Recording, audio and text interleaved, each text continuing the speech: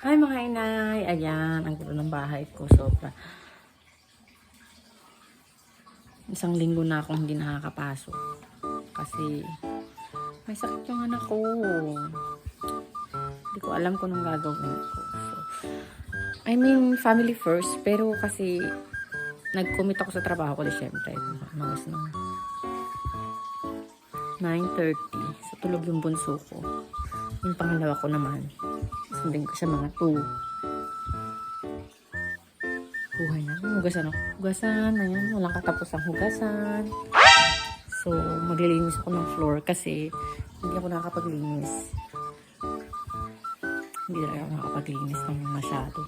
So, start the day.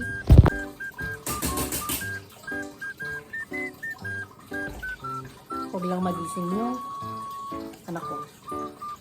Sobrang dahan-dahan lang tayong linis. Ang linis ng mukha ko today. Pakintab siya.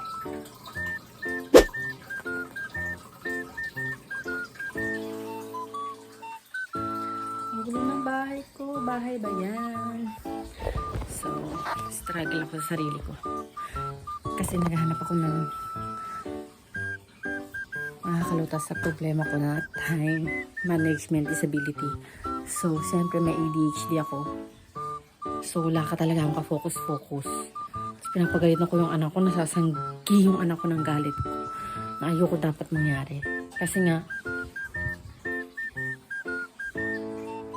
sa huli ko na naiisip na, wala ako rin naman ganun eh. Bakit nagagalit ako sa anak ko?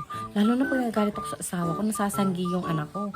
Parang, sobrang atokaran sa huli yung ano ko, yung sisi ko. Bakit ako nagalit sa anak ko? Ganun.